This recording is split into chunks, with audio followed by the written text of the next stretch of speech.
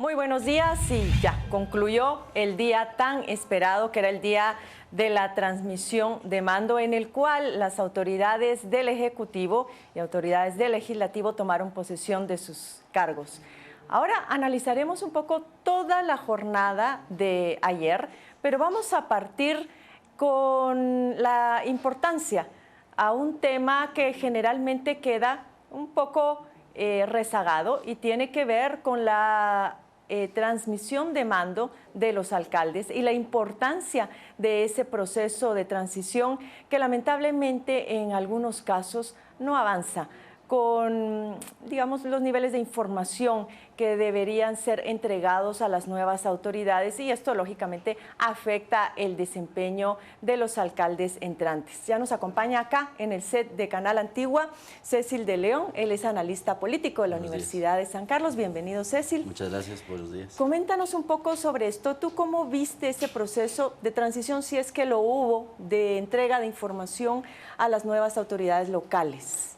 En realidad he visto que ha habido muy poca información en general y para el público sobre el tema del traspaso de mando, en el tema de las municipalidades, sin más, las más cercanas a la capital, ¿verdad? En el caso de Mixco, especialmente por el exalcalde que tenía el foco de atención puesto.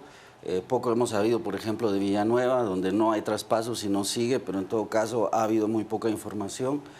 Y supuestamente hoy se van a dar cambios de mando en algunas municipalidades y no en todas, pero básicamente el tema es este, que no hay información para la ciudadanía en general, para la población en general, y seguramente a nivel local esto debe crear confusiones, debe crear incluso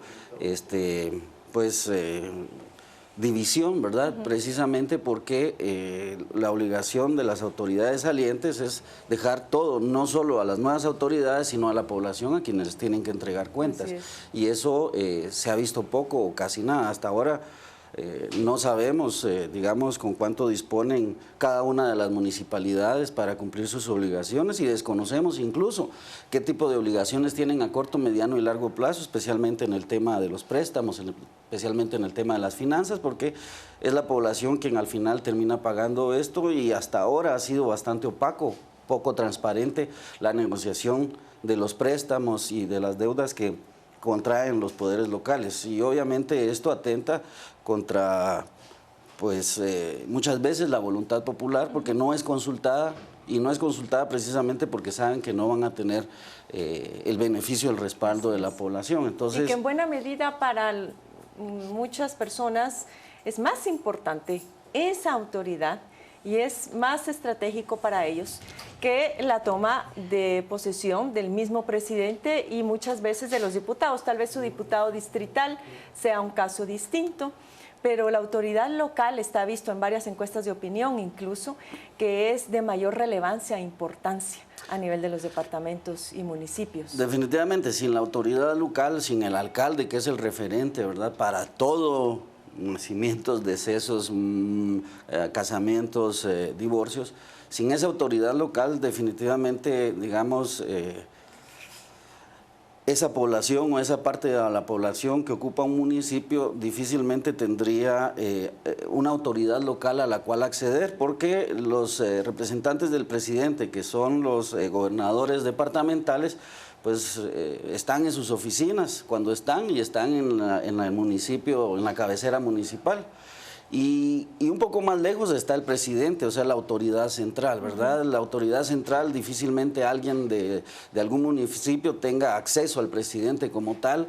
Es más fácil tener acceso al Congreso o a los diputados, incluso al diputado distrital de su departamento, porque pues todo el mundo conoce su casa y puede ir a pedirle, a exponerle su situación.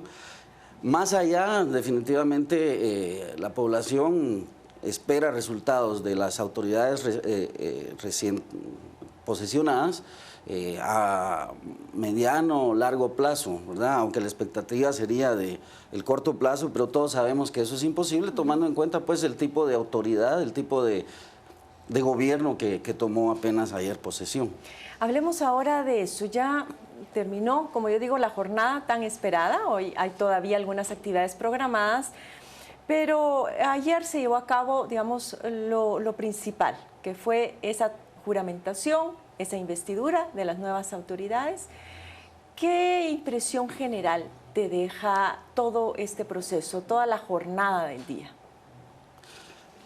En realidad es una parafernalia, es una situación formal, de formalidad que se tiene que dar con todos los cambios de gobierno, especialmente cuando se tienen invitados extranjeros, jefes de Estado, jefes de gobierno, que no son lo mismo, y otros invitados especiales. Creo que es normal un traspaso de mando o de poder en este sentido y es una tradición en el mundo.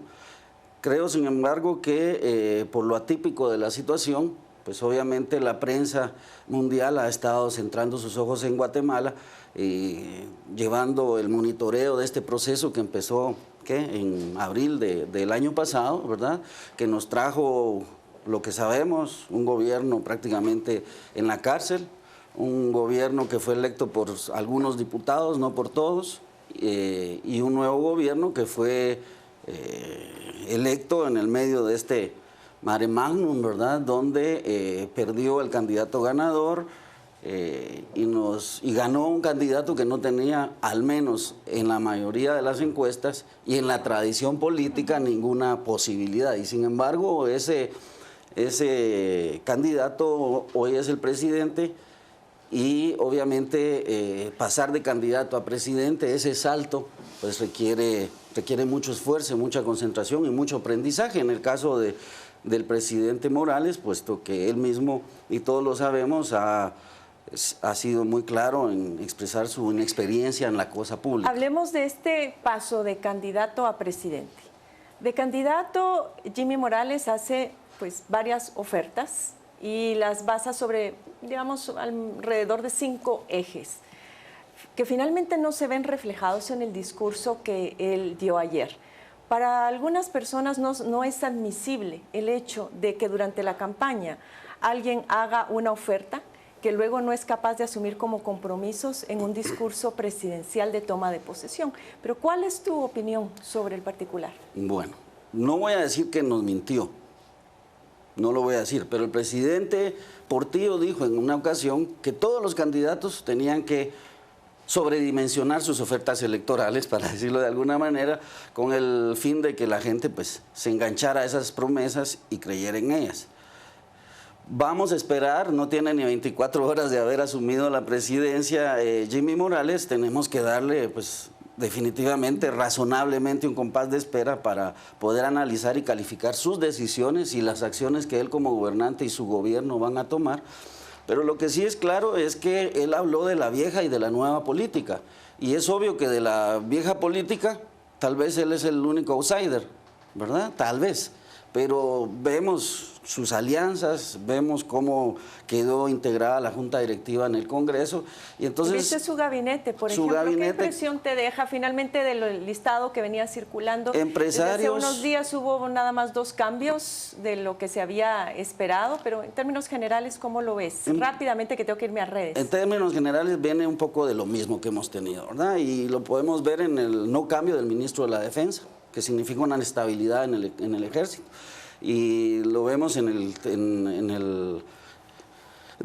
origen de la mayoría de esos ministros, que son empresarios, ¿verdad? Y que tienen esa lógica de trabajo, de vida, de existencia, igual que el presidente es un empresario.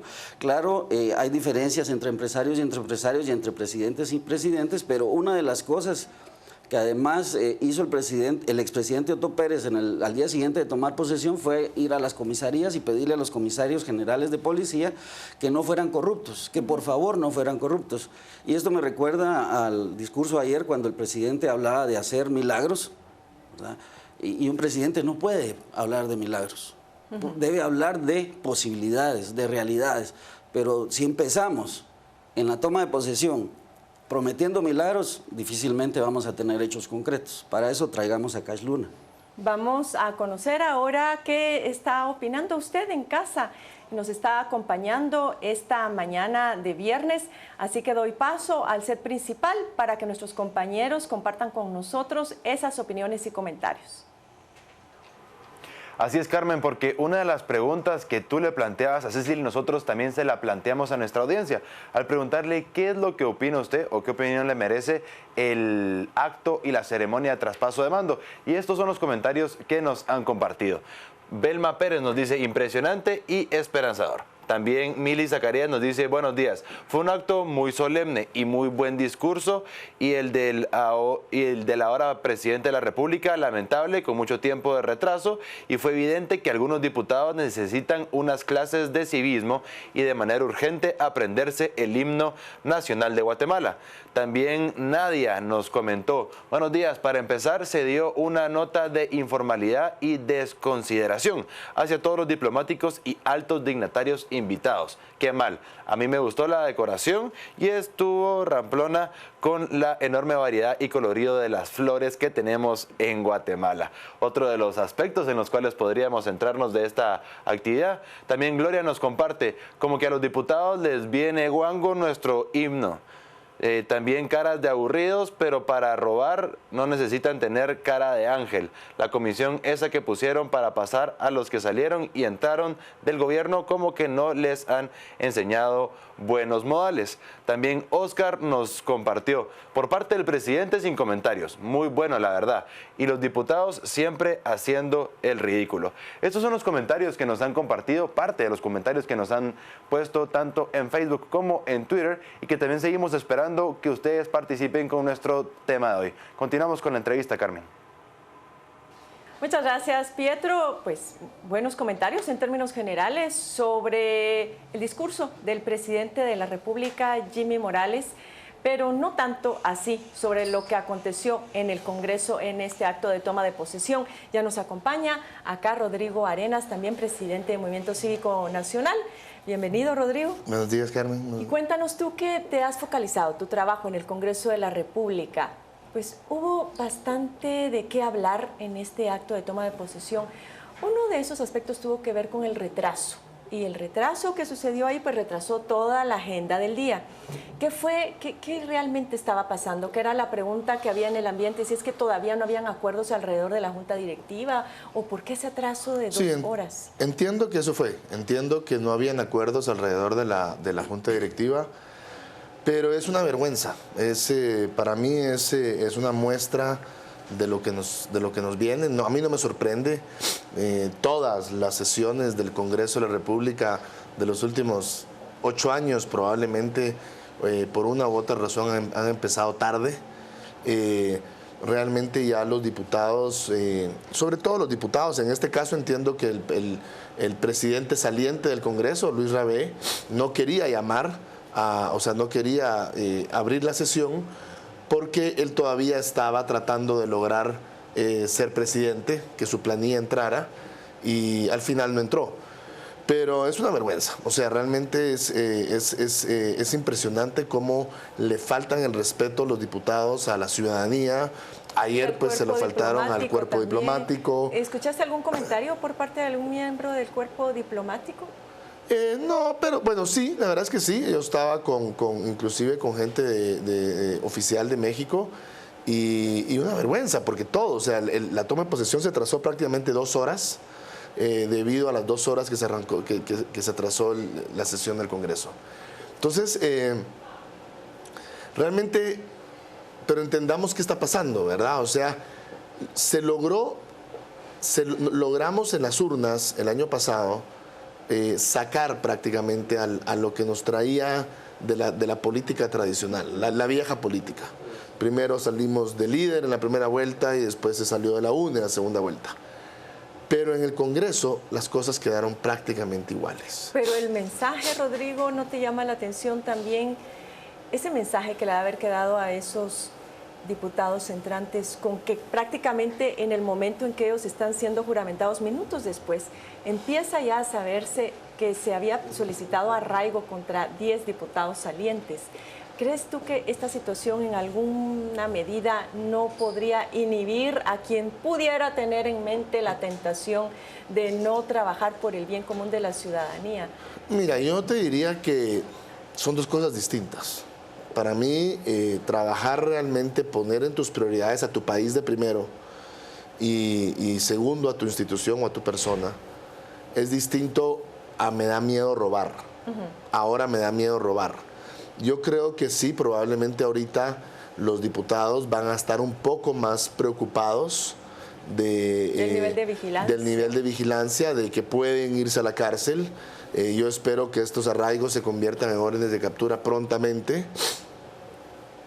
Pero de eso a que realmente haya un cambio de servidor público y que podamos esperar que el Congreso o que esta gran mayoría de diputados, porque recordemos que entraron 80 nuevos diputados, en la legislación entraron 90, pero no entraron 80 nuevos diputados. Se fue Woody Rivera, pero entró Oscar Alonso, se fue Mirza Arriaga, pero entró el hijo. Un poco como en el Ejecutivo, que se fueron los viejos, pero entraron los...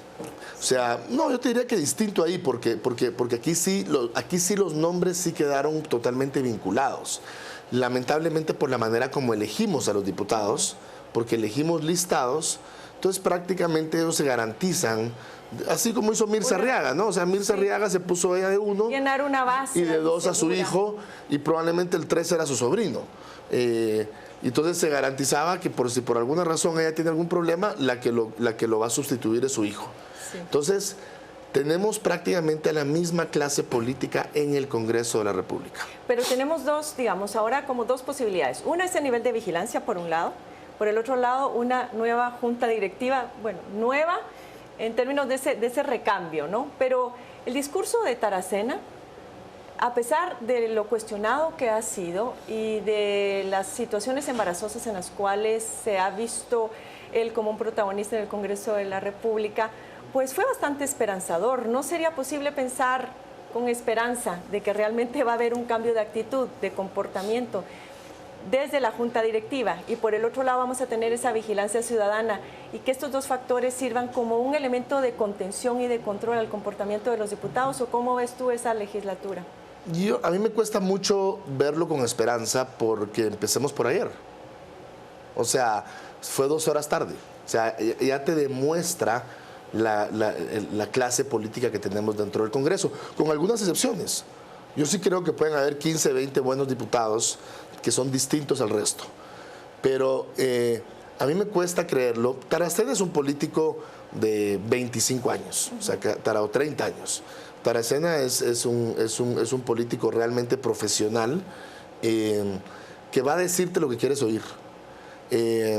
Probablemente él, en lo personal, que ya lleva 30 años en el Congreso, pues dirá, bueno, muchachos, si queremos estar otros 5, 10, 15, 20 años en el Congreso, tenemos que portarnos bien. Y por el interés personal también de él, ¿no? Si él ha deseado tanto la presidencia del Congreso, a nadie le gusta irse sin pena ni gloria o con más penas que glorias. Uno creería eso, pero nos han demostrado lo contrario los diputados. O sea, nos han demostrado lo contrario, y por un lado, y por otro lado, no está en su genética, porque el problema que yo veo en el Congreso es que muchos diputados tienen un estilo de vida que es única y exclusivamente gracias a su posición de diputado, gracias a la corrupción a la que son parte, gracias a los sobresueldos, gracias a las mordidas que reciben por las leyes. Lo puedes ver viendo el análisis de las leyes que han sido aprobadas en los últimos 10 años, y te das cuenta que la gran mayoría de esas leyes son o leyes que han tenido una presión extranjera importante, o leyes que simple y sencillamente tenían un cheque detrás, que había un interés económico. O que no son muy irrelevantes, posiblemente. O las irrelevantes completamente, pero esas inclusive cuesta que pasen. Entonces, yo no veo a un diputado tomando decisiones auténticas. Yo no veo, digamos, qué decisiones, si un Taracena realmente quisiera dejar un legado positivo, tendría que hacer una reforma a la ley electoral y de partidos políticos, como mínimo con 2 modificaciones importantes. El voto secreto en las asambleas municipales y departamentales para realmente democratizar los partidos políticos. Sí. Que eso tú sabes que le hace perder poder a todos los caciques. Y los listados semiabiertos como mínimo para que podamos elegir por personas y no por listados.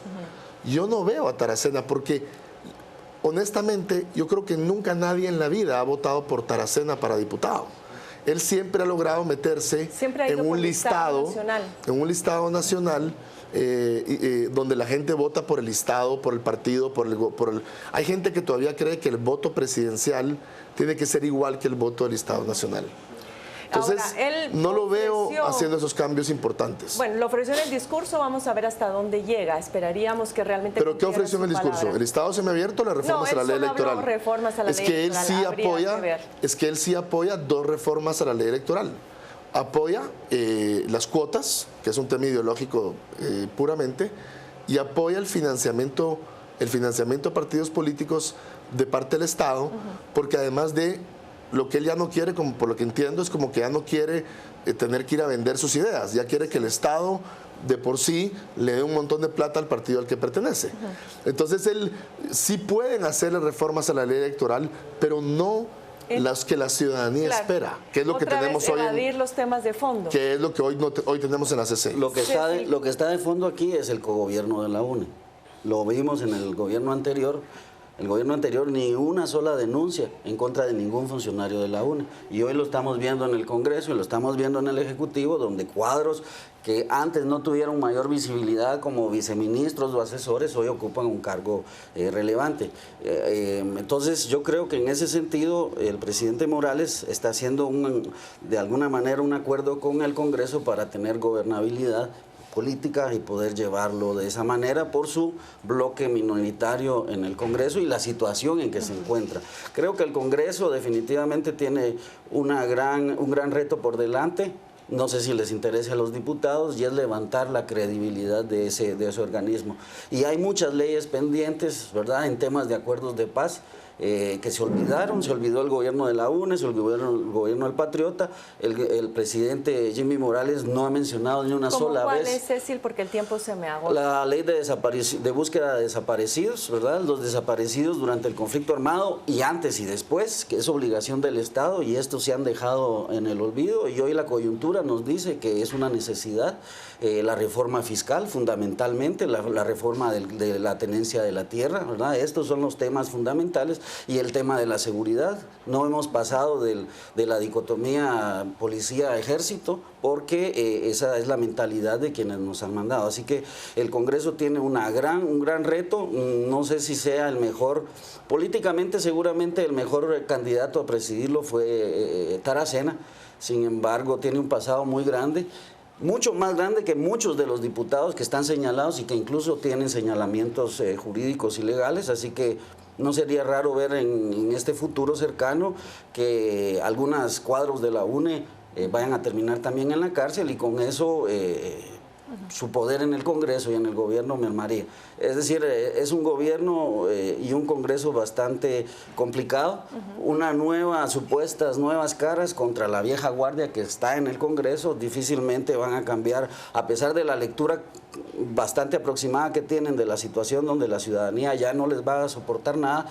No creo que vayan a cambiar, porque por primera vez estoy de acuerdo con Rodrigo, el ADN de ellos se los imposibilita, ¿verdad? Ya están formados de esa manera, y recordemos que se está abriendo y cerrando un ciclo que empezó en el 54.